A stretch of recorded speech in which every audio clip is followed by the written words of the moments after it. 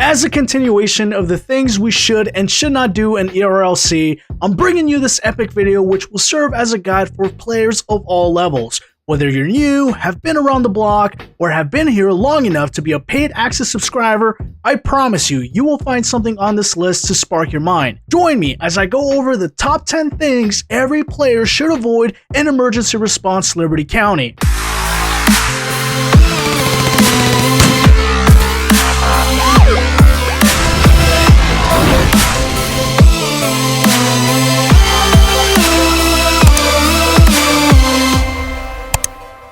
Now, if you're one of those that's pressed for time and want to get to the thick of it, I'm going to give you the list, but if you want to know why or how some of these things impact your gameplay, then stick around. Here are the top 10 things every player should avoid in ERLC. Number 1, houses. Number 2, exotic cars. Number 3, entry-level cars. Number 4, expensive robberies. Number 5, game passes. Number 6, toxic private servers. Number 7, the city center. Number 8, melee weapons. Number 9, dead-end jobs. And number 10, rolling solo or being a one-man army. These may sound pretty simple or straightforward, but why are these the top 10 things we should avoid? Let's get into it. Let's start with the houses. The houses offer an opportunity to hang out and have a place to go if you're hanging out with a group of friends. If you're not, however, there's very little to do inside the actual house, and if you don't have the premium housing pass, you can't even get the 2-story homes or spawn the car directly from your garage. Let's also not forget that there's nowhere to go.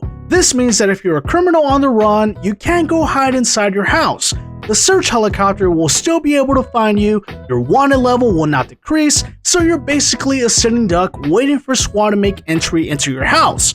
For anything other than the occasional social gathering, the houses are really just a money pit and should be avoided unless you're trying to break into them. The second thing every ERLC player should avoid is the ever-growing list of exotic cars. Who remembers when we only had one exotic car in the entire game? And that was a Lamborghini if I remember correctly, right?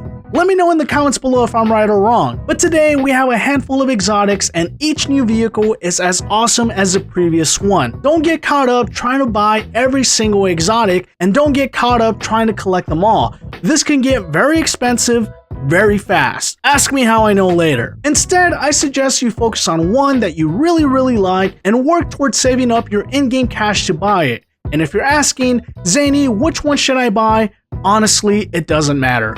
Each exotic car in the game is already OP for the map and the environment. Unless you're on the highway, you are very likely never going to max out the car, and even if you do, chances are you're going to spin out or roll over on the first turn or corner. Trust me, you cannot go wrong buying any one of the many exotic cars in ERLC. And speaking of cars, for number 3 on the list of top 10 things every ERLC player should avoid is the opposite. Avoid buying the entry-level cars, and I'm really talking about the ones below 30,000. Yes, you heard correctly. Even if you're a new player, you really should not be looking at the super low-end cars. Don't be stingy and pay the premium on a mildly good car every chance you get. After looking at the list pretty extensively, I've sort of concluded that the $40,000 mark is where cars start to get good. And with the understanding that we all start with 50,000, even as new players, the choices are pretty easy if you ask me. If you want to know more about this, check out my other video about the top 5 things every new ERLC player should do. Enough about cars, let's talk about the robberies you should avoid. Avoid trying to land a big score on every robbery attempt. And you know what, I'm going to give you 2 for 1 on this one. Not only should you avoid the expensive robberies, but you should also avoid the complicated robberies. And that's coming in at number 4.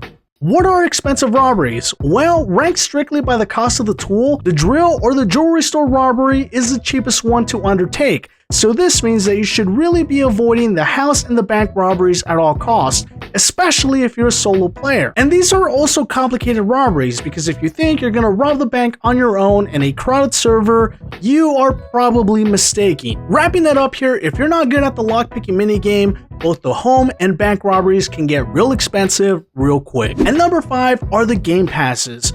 Well, I should say some game passes. Avoid the big guns, classic cars, premium housing, police customization, detective, permanent scanner, and special operations game passes when possible. All of these game passes are just add-ons, and all of them still require that you have enough in-game cash to be able to use most of the unlockables they bring.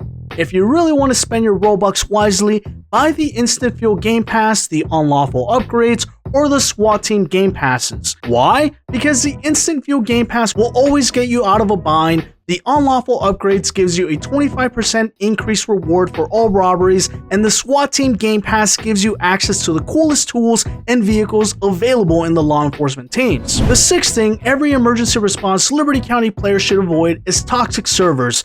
I'm gonna keep this one short.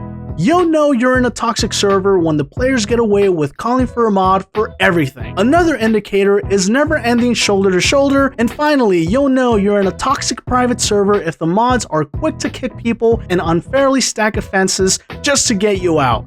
Enough said, we've all been there. At number 7 on the list of things to avoid is the city center. I've mentioned in some of my videos that the average cop will focus their attention in the city center, and justifiably so. That's where the bank and the jewelry store are located, but if you're willing to take the drive, the ATMs located in downtown and the cabins located up the hills make for great opportunities to commit a crime, and you will very likely get away with it. I should also mention that the outskirts of the map are a great way to practice because you'll be less stressed about potentially getting caught, and the response time will be a lot slower than usual. The 8th thing every ERLC player should avoid is melee weapons. In a game where everyone and their mother carries a gun, don't be the person that brings a bat or a hammer to the gunfight. I mean it.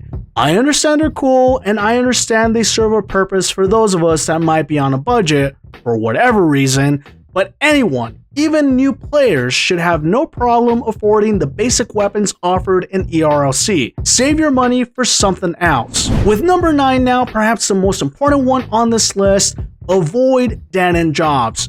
Just so that it's understood without confusion or ambiguity, there's only 3 jobs that are ranked and highly paid. That's the law enforcement teams, the firefighter/EMT team, and the Department of Transportation team. That's it. All other jobs are not ranked and you will not gain XP. At the time of me making this video, some jobs have started offering some pretty hefty compensation, such as the transit worker, gas station worker, and postal worker, but the others are still kinda lacking. Not to mention that there's no built-in ranking system. So you're not going to become the chief of medicine, the postmaster general of the post office, or the journalist of the century. So if you want to level up, unlock vehicles and outfits, and make some pretty decent money, then focus on the top 3 jobs. And the last thing every player should avoid in emergency response Liberty County is being a one-man army. Don't roll solo thinking you could take on the town on your own. You might be able to in a server with few cops or one that's near empty, but you're not going to survive long on your own in a normally crowded server. It's always great to roll with someone that can cover you while you commit robberies, but the real reason you should find at least one more additional partner in crime is to maximize your profits. If you already own the unlawful upgrades game pass I mentioned earlier, start a mafia and start reaping the rewards for that small 25% bump. Having someone to join you will also allow you to switch off between robberies without too much wait time in between. That means that if you start with the ATM, then your partner can hit a house, then you can go hit a house, and your partner can go hit an ATM after that, and then you both can hit the jewelry store. And by the time you're done with all of that, you should literally be able to restart the cycle all over again and just keep following that until you both get tired or you're at a point where you think you've collected enough money. Honestly, it's that simple, and there's no better way to maximize your profits.